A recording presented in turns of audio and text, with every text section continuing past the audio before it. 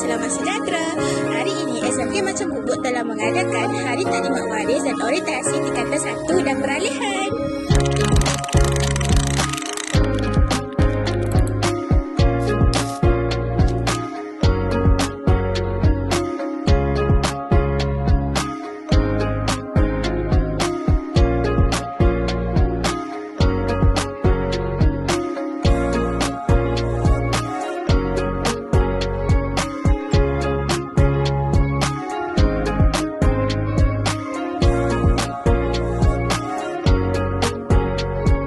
Ni penentuan puan ni kita lepak tapi ke sekolah lah, sekolah anak dia, so saya gantilah untuk jaga berkenaan di sini.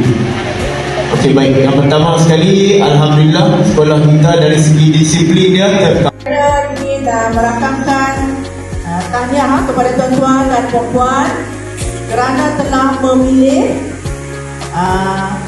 Kelab Persatuan Kelab Sukan Permainan dan yang untuk Islam.